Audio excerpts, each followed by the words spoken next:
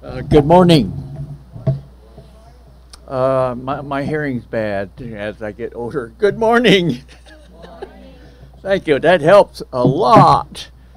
I kind of was surprised and a little shocked, but pleasantly surprised and pleasantly shocked when I saw my announcement at number 6. And Brother Raymond, right? Richard. Brother Richard mentioned that, and that's true. Pray that we can find speakers for English worship service. The latter part of the year, Pastor Al is moving to Texas. And so that's an announcement. And I just wanted to say that June the 26th will be my last Sunday here. And so I would conclude 16 years of preaching to the Chinese churches in the Bay Area. I started in 2006. Wow, is my math correct? And so I would conclude on June the 26th. But God's grace gave me 2 extra Sundays before we would leave. And the 2 extra Sunday are the 2 churches that I was a pastoral staff in. So on July the 3rd, July 4th holiday, I'll be at CIBC Oakland in the English congregation. And so they wanted to say goodbye to me, and I wanted to say goodbye to CIBC. I see Kitty here, so you get advance notice, Kitty and Gary Zhao. So that's heartwarming to say goodbye to CIBC. And then another door opened.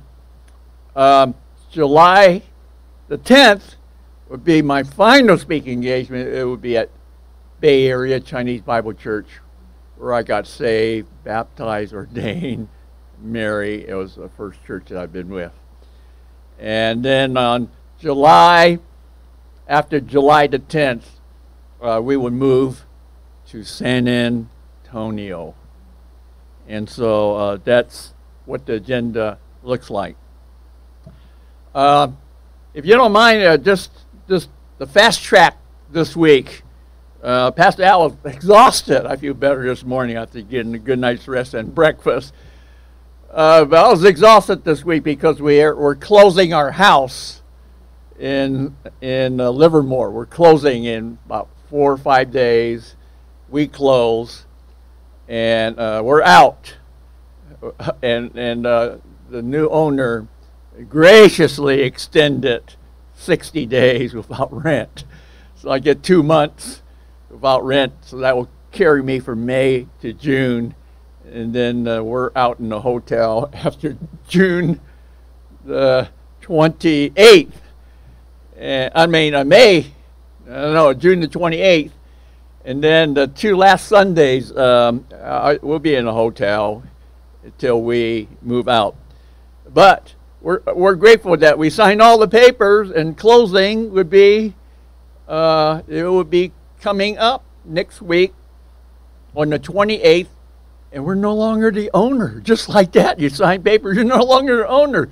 Well, what are you? We're renters of our former home.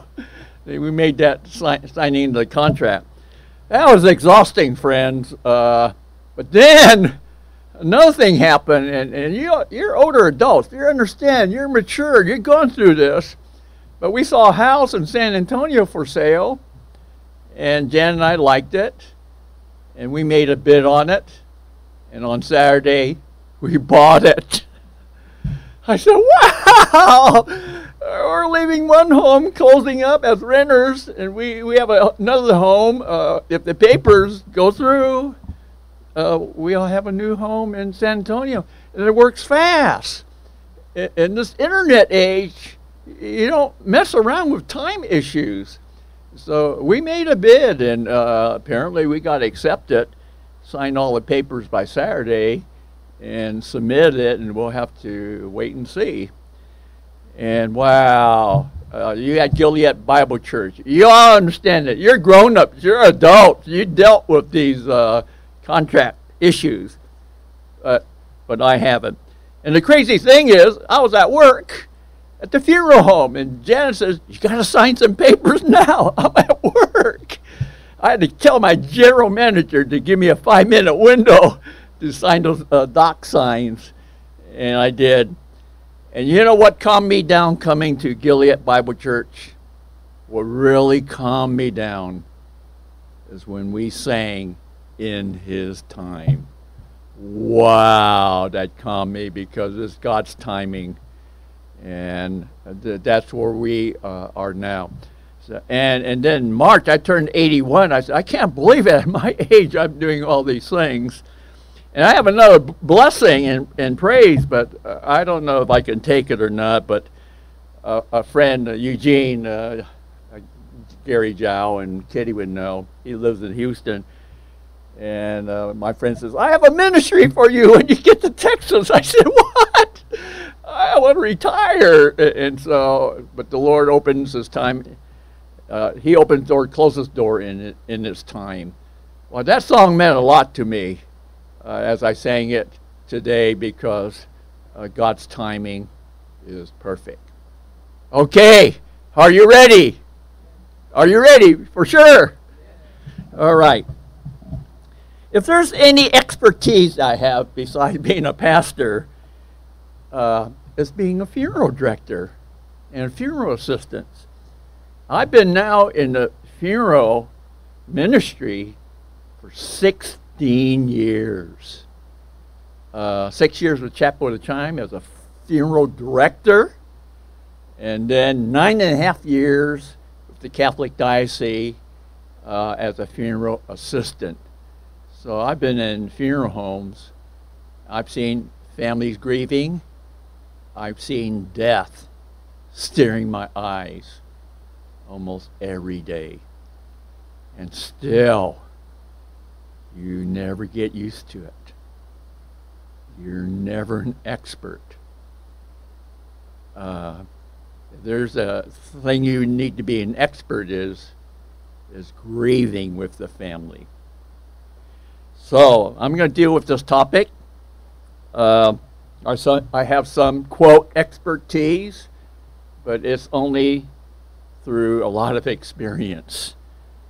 But you never get over it. Death is just too powerful.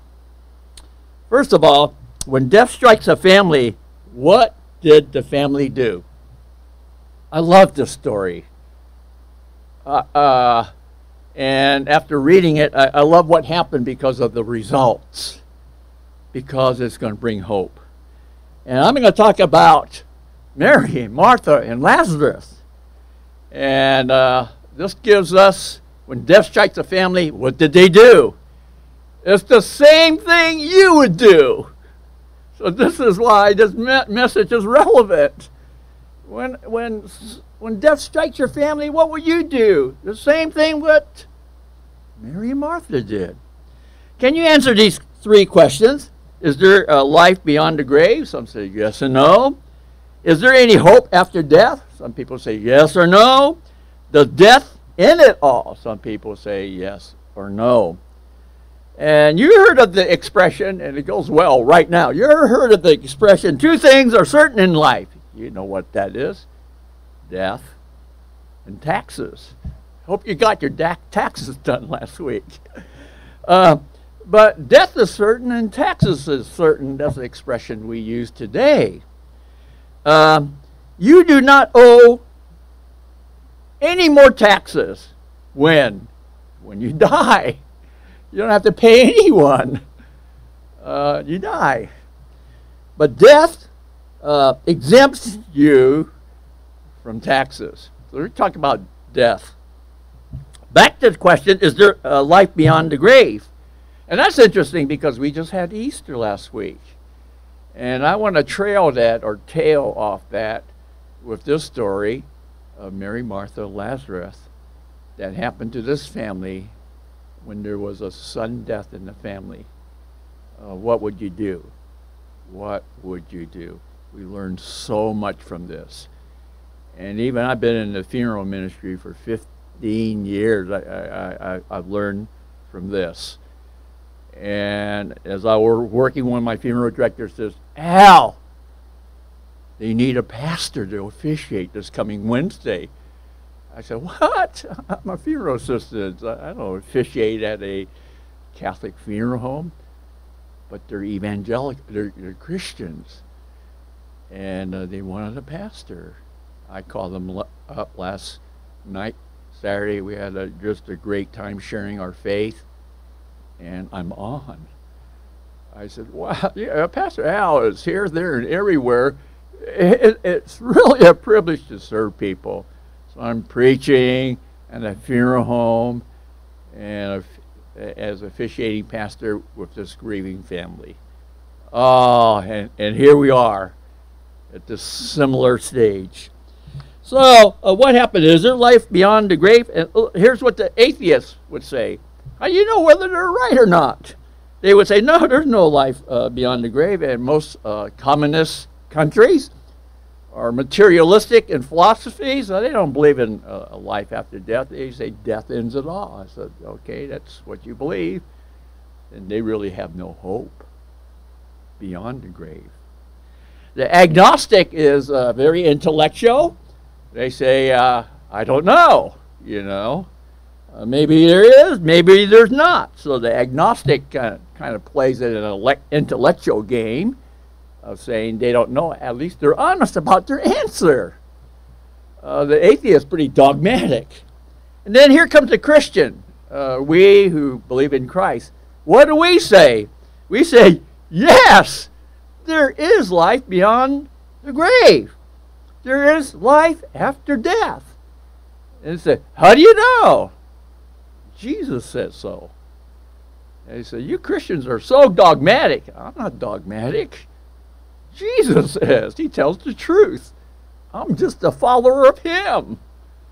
And so Christians affirm, yes, there is life beyond the grave. And that's why I was asked this Friday, and I confirmed it Saturday, to officiate a funeral service. And this is at work. And and my boss knew that I'm off the clock.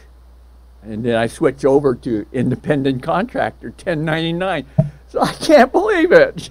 I work here, and then the family asks for a pastor. I consented that I'm no longer an employee. I'm outside, independent contractor, they call it. But I'm still serving the Lord. Still serving the Lord. Well, let's move on. Why are Christians so dogmatic? And I would say we're dogmatic because Jesus is dogmatic. Truth is dogmatic. And we have nothing to be ashamed of. That's why we get asked to do a service, because they know that we have a message of hope. All right, I got to move on. I'd like to share with you the story of Mary, Martha, and Lazarus. And when I look at this story, I say, wow, it brings me comfort. Why? Because when you're in ministries, you've got to have good friends. You love them. You care for them. And you got to have good friends. You can't be a loner in the ministry. Here's an example I just shared with you. After all these years, I had married this couple. They bought a house next to ours, 5 houses down, and we were good friends. His name is Brian. He's a double E engineer, very bright young man. And then after all these years, you know what happened? Brian is my real estate agent in San Antonio. We developed this friendship. All these years, despite the fact that we were gone, we always became friends. So I told my wife, wow, we're looking for a home. We're going to ask Brian. And boom, boom, boom, boom. You know, he's as sharp as a tack. He's in electronics, engineering, and then he went into real estate. Then he owned an auto mechanics shop. You know, he is just a man of all kinds of talents. But he got into real estate. I said, oh, we don't know how good he is, or he got into it, but we asked him to look for a home. And boom, boom, it happened so fast.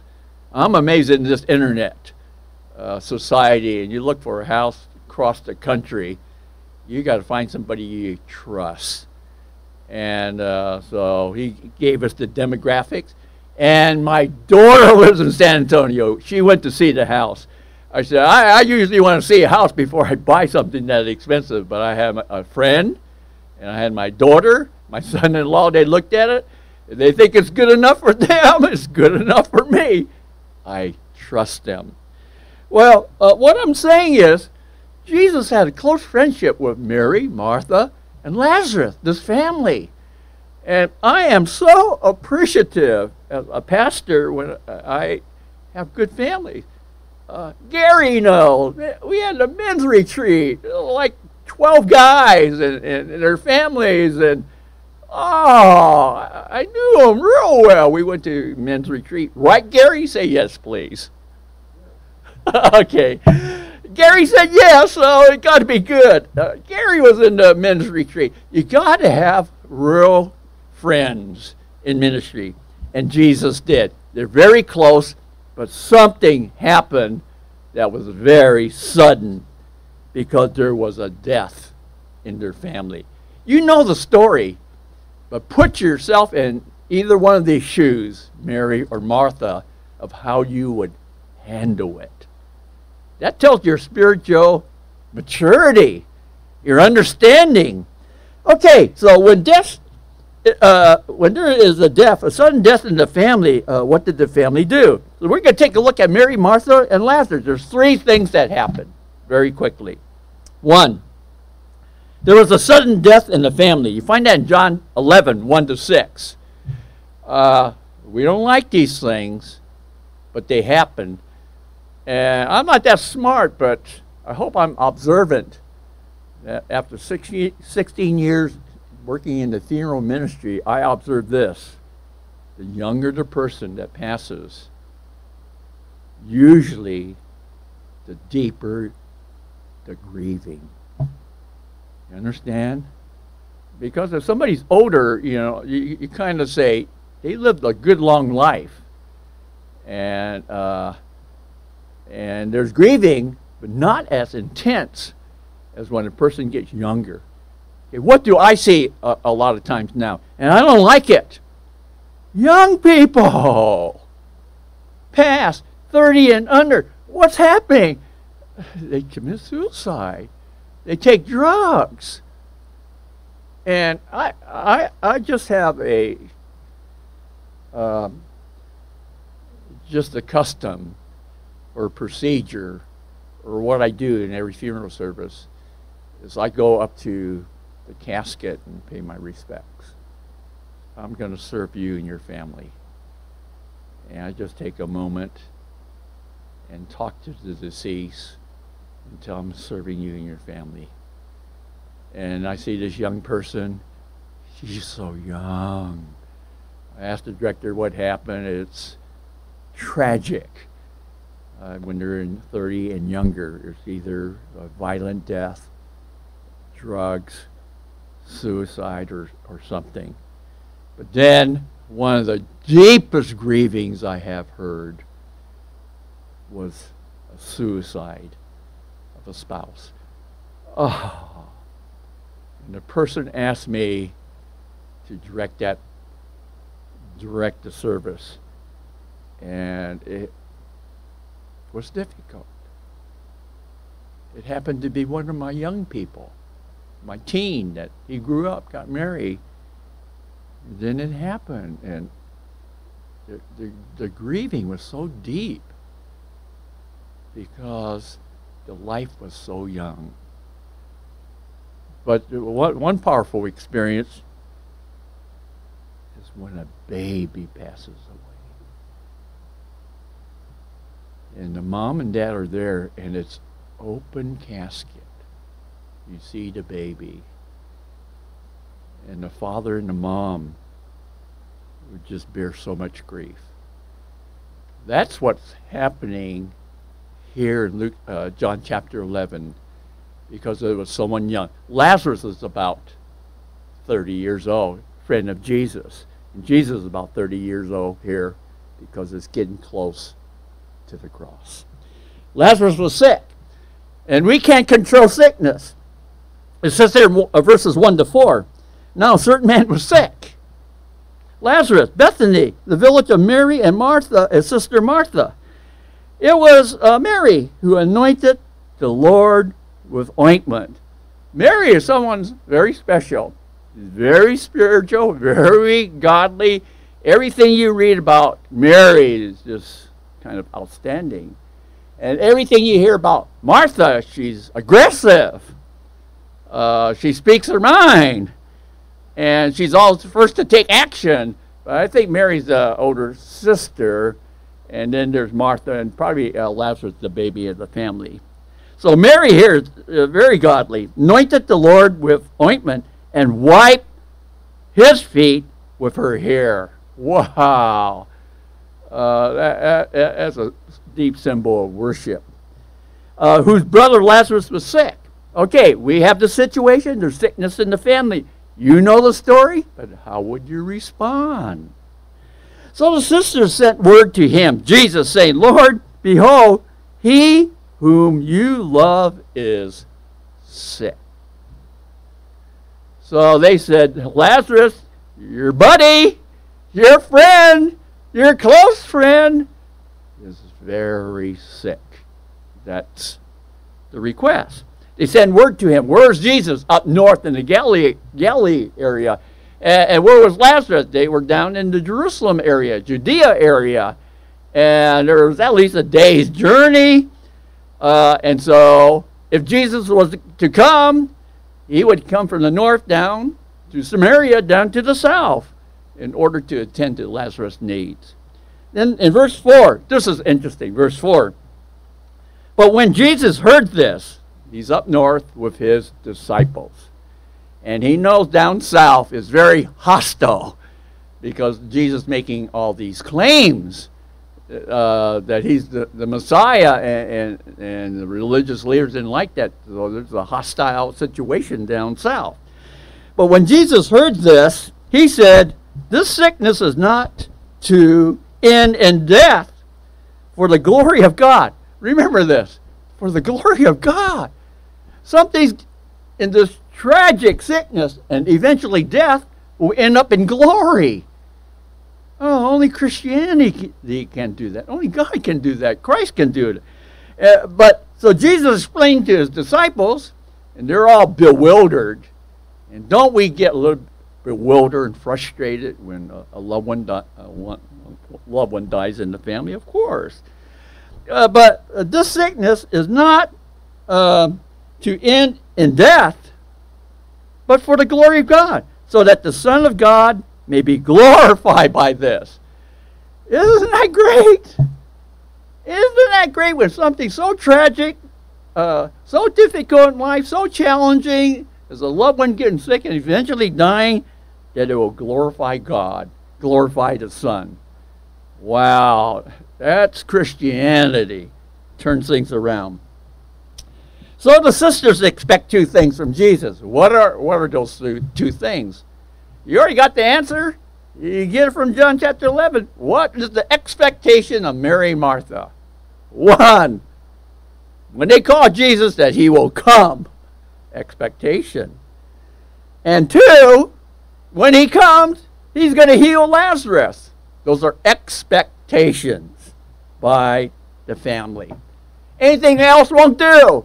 Because they saw Jesus in his 3 years of ministry healing all the people. This would be nothing for him to come and heal their brother Lazarus. Nothing. He could do it simply. But notice, I say to you this morning, you'll probably do the same thing. You would have expectations of Jesus to do what you want him to do. And that's dangerous. We can't do that. Just because Jesus done it in the past doesn't mean he's going to do it for you and your brother. And so we have to be careful of something. And what's that? We have to be careful we're not telling Jesus what to do. It's a request, not a command, as opposed to Jesus telling us what to do. And remember, it's for the glory of God, not for the glory of you or your family. It's for the glory of God that this sickness and tragedy is going to happen. But we have all these expectations because we've seen Jesus do it in the past. He's surely going to do it to a family that he loves, and he doesn't. Well, I learned a lot from that. We've got to be very careful how we make a request to Jesus. And God has a purpose for Lazarus being sick. Verse 4. The sisters didn't know it, but Jesus did. And that's why we have to trust in the Lord, because we don't know what Jesus is going to do. You already know from the story, but let it unfold, because how would you respond? Okay, Lazarus was sick, and the narrative goes on, and Jesus did not come, and the key word is on time. On the sisters' time. Wow. And the family is just bewildered, befuddled, not understanding that we usually call Jesus, he'll be here, and he's not. And Lazarus is sick, one of his best friends. So verse 5 says, now Jesus loved Martha and her sister, Mary, and Lazarus. He loved this family. And it's just a privilege for a pastor to be close to families and fellowship with them. So verse 6, so when they heard that he was sick, Jesus, notice this, he didn't stay 2 days longer in place where he was. Deliberately, not being mean, but being meaningful to the will of God. We don't see that. Jesus does. When you see how Jesus sees, then all the bad expectations we have in our life may be absolutely good. We just don't see it Jesus' way. But they're bewildered, they're befuddled, they're waiting, they're anxious. And Jesus deliberately stays 2 days longer up north. Jesus did not come immediately as Mary and Martha had expected. Our expectations, remember, may not be Jesus' expectations. We don't tell him what to do. He tells us what to do. We can't assume that he's going to do it. We have to trust that he will do it. Jesus is not on the sisters' timetable. Remember that. He's not on even our timetable, but on God's timetable. This is deliberately being planned out for what? For the glory of God, not for our glory. Timing is everything, but whose timing? Yours or God's? That's why we say the Lord's Prayer all the time, not my will be done, your will be done. The game plan is always in God's hands, not in our hands. So that's what Mary and Martha did to Jesus. They put expectations on Jesus, and Jesus would do it on his own time. Well, then what happens? Lazarus died. What? He died. Jesus was notified ahead of time, and he didn't come. Now, what would you do? Well, that's what Mary and Martha did. They had the subtle, quiet, we all do it, disappointment in Jesus. They said it, but they said it very discreetly. They didn't come out and say, Jesus, I'm disappointed at you. But it was almost that clear. You read the text, you come up to your own conclusion. Lazarus died. Look at verse 11. This, he said, Jesus. And here, Jesus is God. Here in the book of John, he knows everything. Here in the book of John chapter 11, he's up Galilee and they're down south in Judea. And they got word that he was sick. He stayed 2 days longer, and he knew exactly the time of death. He knew exactly. It's in the purpose of God. Then he said, Jesus,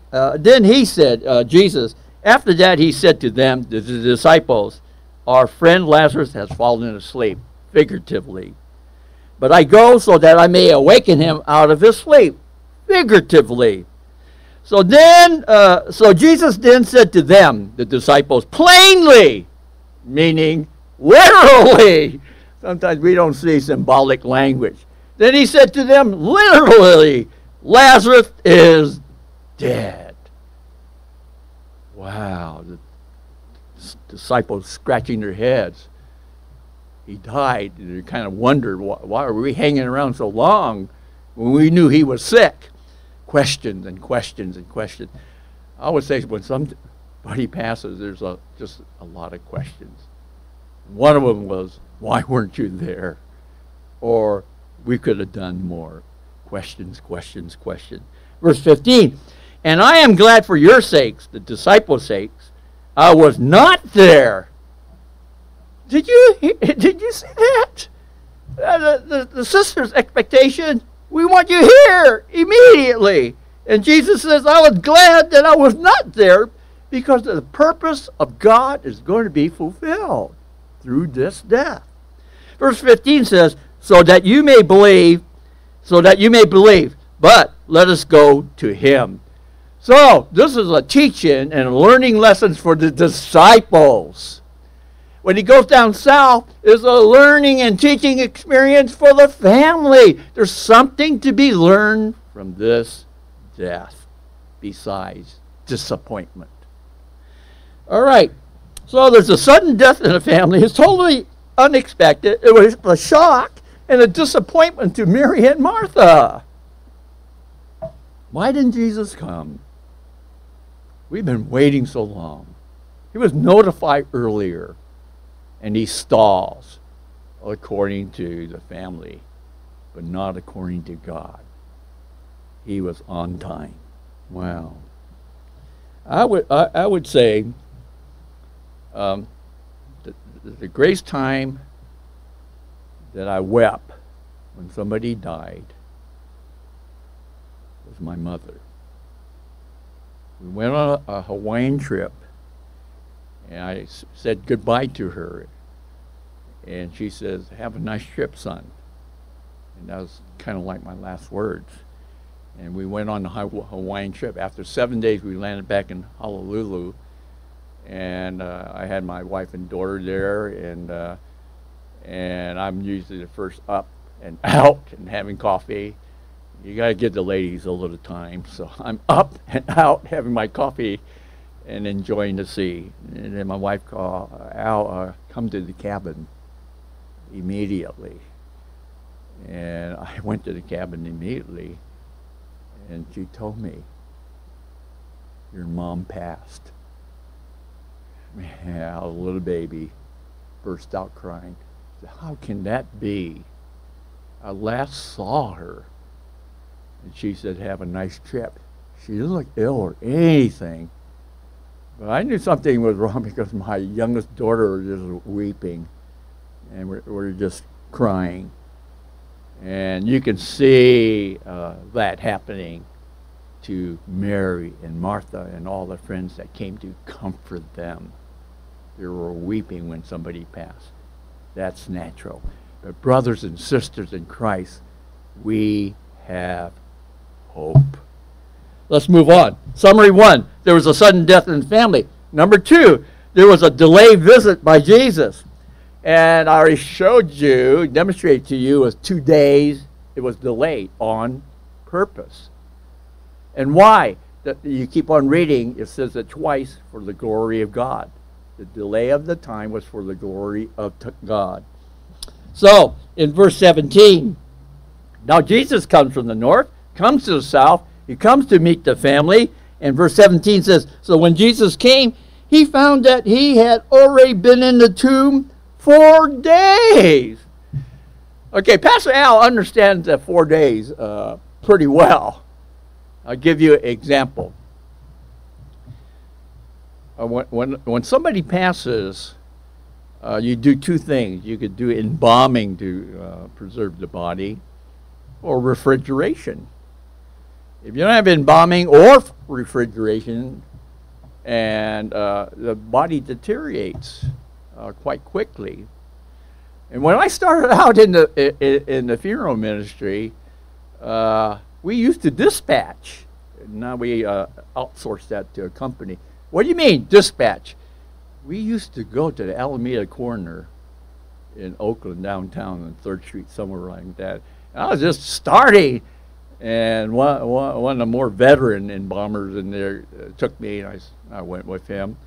And what we mean by dispatching, we would pick up the deceased and bring them to the funeral home and prepare the deceased for a service or whatever the next of kin wanted. So I'm a rookie. I don't know a thing about this, but it's such a powerful experience. I learned that day. Well, what happened? We went to the Alameda Corner, and we picked up the decedent and put him into our vehicle and brought it back to our funeral home. But what happened is that when the person passed, it was like a week or so, his body was not found. And so there was a powerful stench in the body. And we put it in the vehicle and everything. I said to my colleague, this is just a powerful decaying of the body. No embalming, no refrigeration. It wasn't found to a week later. I don't know the exact time, but I remember the stench of the decaying body that was not cared for. And what am I saying through this illustration? 4 days he's been in the tomb. No embalming and no refrigeration. So they know, Mary and Martha, you open this tomb, there's going to be a stench. I said, oh, that's powerful. So, in verse 17, it says, so when Jesus came, he found that he had already been in the tomb 4 days. Emphatically point out the timetable. Not only was Jesus late in coming to heal Lazarus, here's another embarrassing thing. He didn't even make it to the funeral service. He didn't make it because this is after the fact. He's in the tomb. He missed coming to heal Lazarus. He missed coming to the funeral service. And he knew it. But we don't know why he was late for these two things. For the glory of God. Well, if you catch that, then you're seeing that there's a purpose for this death. For the glory of God. Well, let's move on. I read this several times, and I kind of learned from it because why? I work in the funeral ministry, and this story captivated my attention because all the main ingredients are in this story, so to speak. And I think some of you went to CIBC. We went to Israel. We went inside a tomb, the 40 of us, and we saw the stone on the side. I think is the only authentic one still in Israel. And so we saw a likeness of where Lazarus was put in and the stone that covered the tomb. Okay, I got to move on. And then here, notice, and this is us. Be honest to yourself.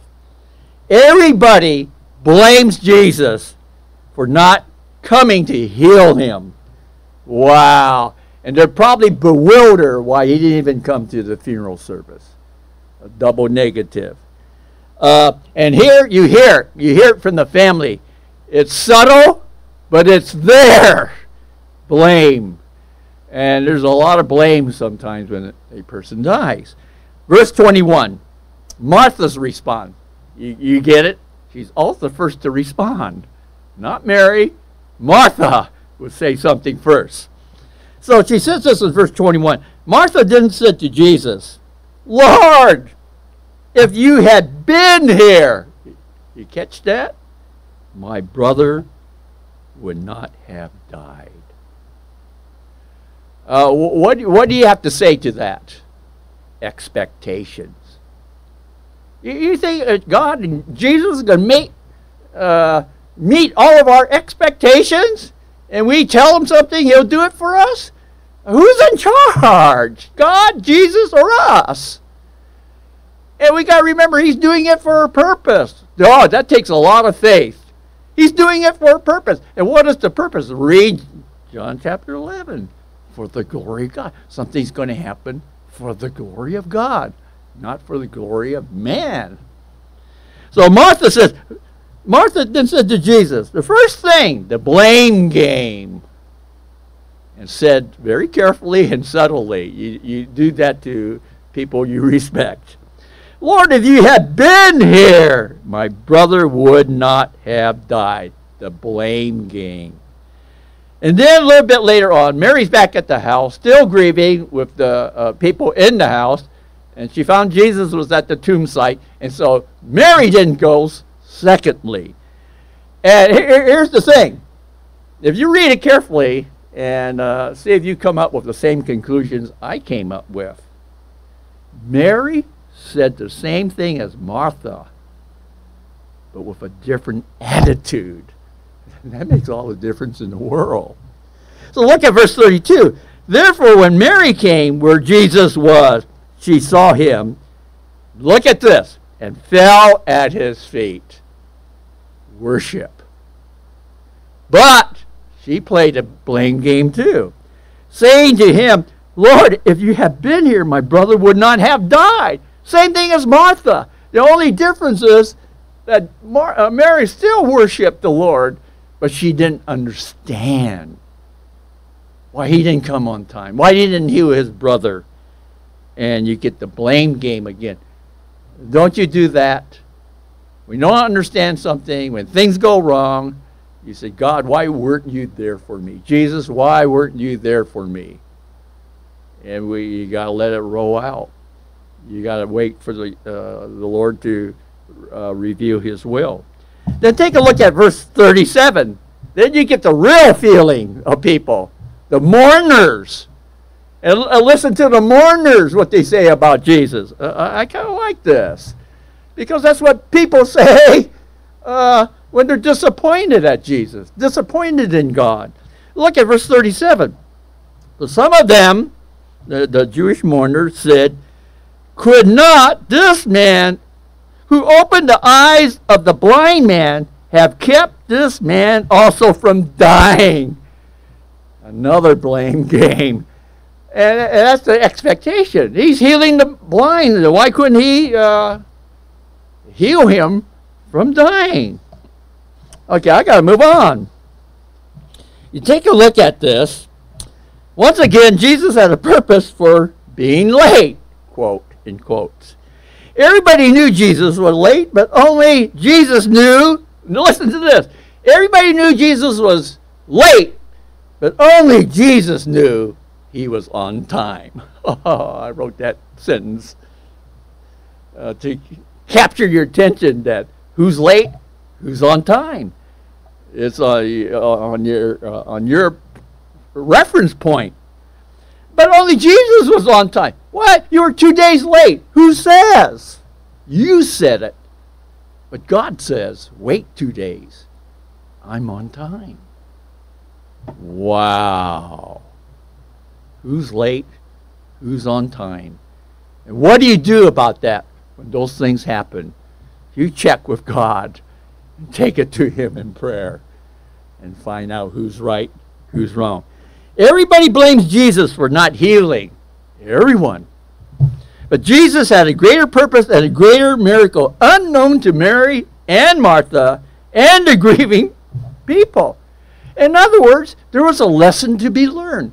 And we don't grow as Christians unless we learn our school of hard knocks. We don't. We think everything's going to be put on a platter to us. There's a lot of things we don't know why it happened. And even I don't even know to this day. And I don't think I'll know some of these answers until we get to glory. So, we expect Jesus to operate on our timetable and our terms. And when Jesus doesn't do that, we are disappointed with him, like Mary and Martha subtly, and the Jewish mourners a little more direct. Well, they didn't see the big picture. What was God going to do for his glory? What was the big picture? He's going to resurrect Lazarus. Wow, for the glory of God. And that's a preview of the Easter story to come when Jesus resurrects himself. A double! A preview and the real thing on Easter Sunday last Sunday.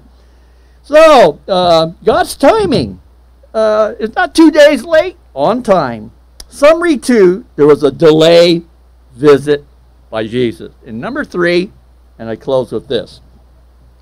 Number 3 is there was an incredible miracle that happened at the tomb. And I would say that you hear the Easter story last Sunday, but it's good to couple it up together with Lazarus' story at the tomb, because this is family, an ordinary family. And this is what Jesus will do for us. Okay, here we come. When we come to the tomb now, what can Pastor Al say? Every time I go to work, I go to even the crypt site or the burial grounds, and I see this every week. And here's a story of Lazarus. They go to the tomb site. And the great privilege I had with CIBC with 40 people was go to the tomb site. I said, oh, this is what the above ground burial looks like. And I found it very exciting to see how the resurrection took place. Here are the 3 commands that Jesus gives. And this is the teach-in. Brothers and sisters in Christ, this is the teach-in. If you believe in this, answer all your objections and disappointments, expectations, because Jesus says it all. Number 1, take away the stone.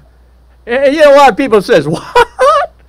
You don't do that after 4 days. Why? The stench of the body. Pastor Al had to learn it the hard way.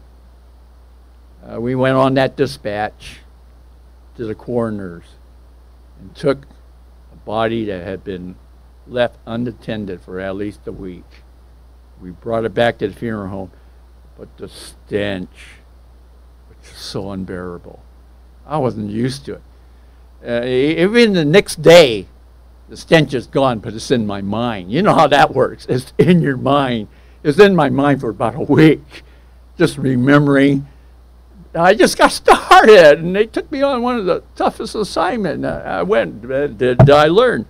But that's what happened here in verse 39. Take away the stones. They said, what?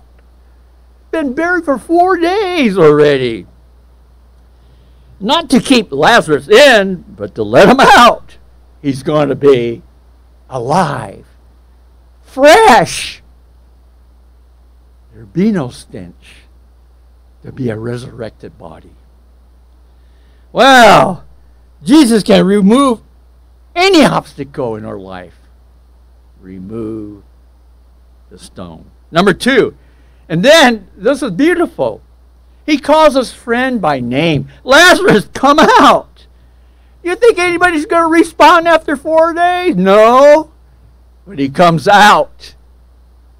He's resurrected for the glory of God. Now, this ought to be a praise worship service in his time. In his time. And this was the time. God's time. We all think it's our time. 2 days late, Jesus gets the blame. But he says, open up the tomb. Lazarus come forth. this is God's time for God's glory. When we see it that way, we will be stronger Christians. Sometimes we don't see it God's way. We become weaker Christians. We see God's way at the tombstone, and Lazarus come forth. God's timing is right for God's glory. And we praise him and we worship him. We don't blame him. Then number 3. Oh, I love this. Take off the grave clothes and let him go. Why? Take off the grave clothes. It probably had a deep stench to it. And then let him go, and he's as fresh as can be. Therefore, many of the Jews who had come to visit Mary, and they were there at the tomb. There was a great teach-in at this tomb. This is the teach-in. Do you get it? Do you understand it? It'll change your life. It changed how you view things. And so in verse 45 it says, therefore many Jews had come to visit Mary. They were the mourning group at the house. Had seen what Jesus did. What did he do? He called Lazarus out. They saw Lazarus resurrected. Notice the response. This should be our response. Put their faith in him. Wow. Jesus gets all the glory. Empty and disappointed hearts are now filled with hope. I remember that at every funeral service.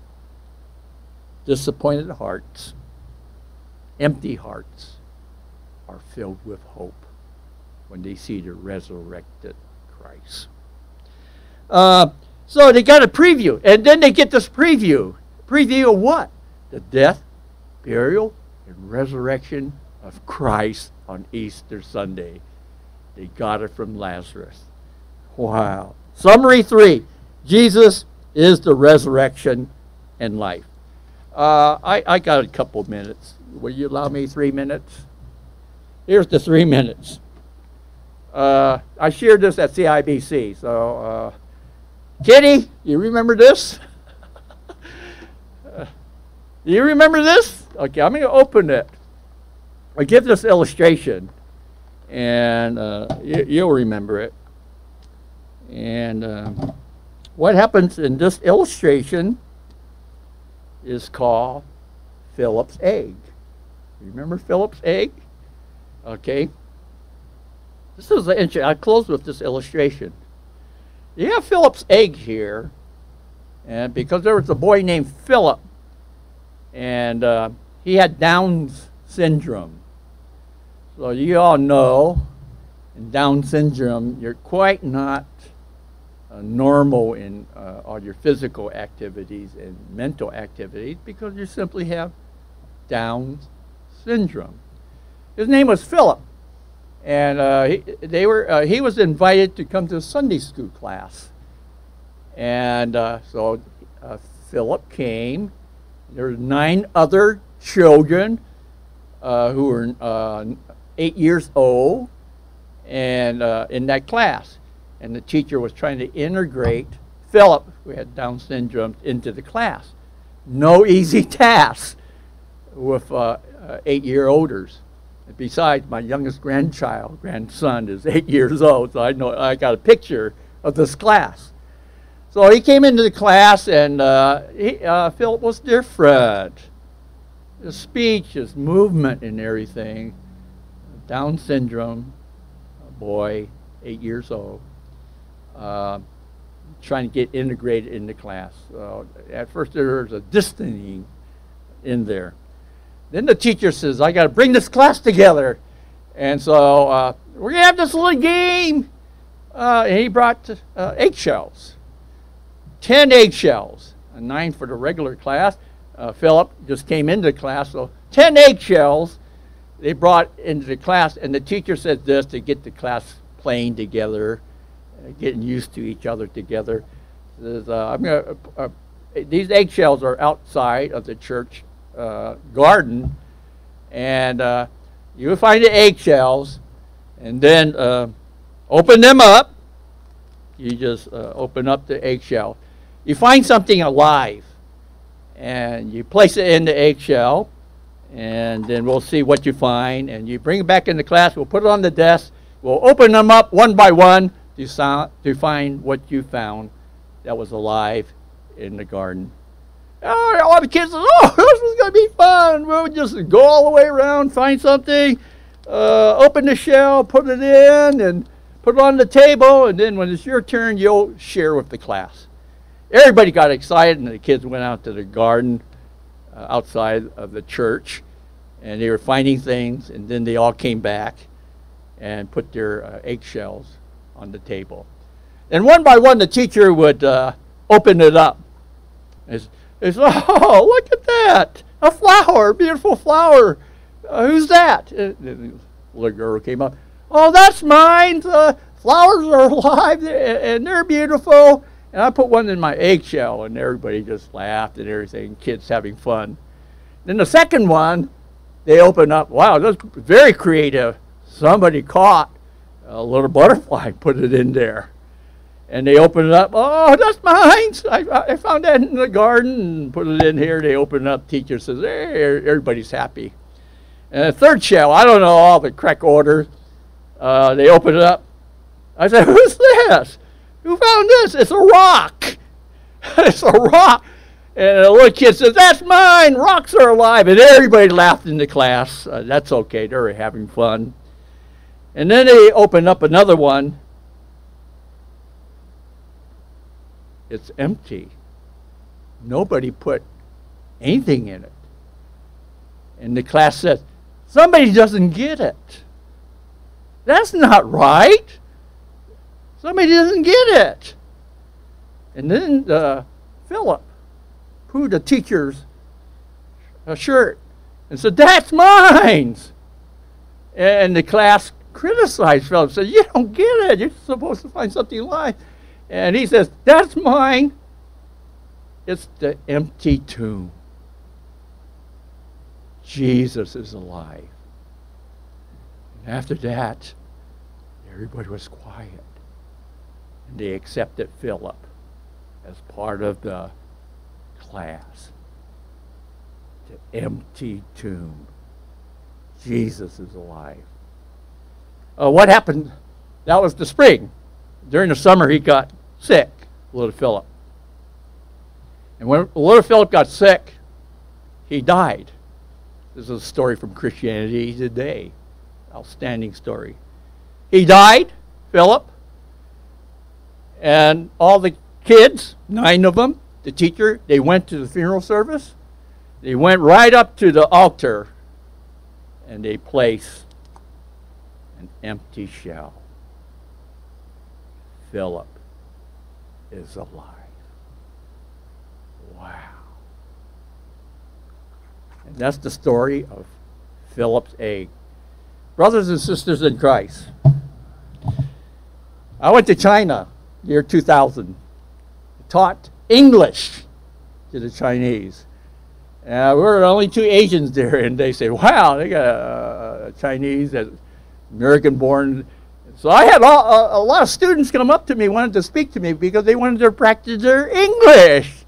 I was American-born, so I had a lot of students there, and then during the special event, teaching event, we were 20 on the team, and 18 were Caucasian, 2 were Chinese.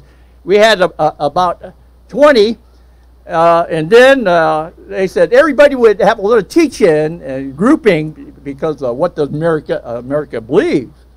And I took the assignment. I would tell the Easter story to about 200 Chinese students in 3 groups. I told the story 3 times. And the first time when I told that, it's empty. It's Jesus. My translator just choked up. She just choked up. She was so shocked. She got it and continued to translate. After I told the story 3 times in China to about 200 people, at the end of the conclusion, everyone applauded. And I can only think there's a lot of Christians in that group that understood Philip's egg. And then the whole team says, Al, give me that story. Give me that story. So I made him copies from Christianity Today. Philip's story. Let's close in prayer. Heavenly Father, we just thank you for your word. When a family member passes, what do you do? And what do? You trust the Lord. You always trust the Lord. You may not understand everything, but you trust the Lord. And our faith is upon the resurrection. Our faith is on that empty tomb, the empty shell. Jesus is alive. In his name we pray. Amen. Oh, sorry, I went a little long, but no charge.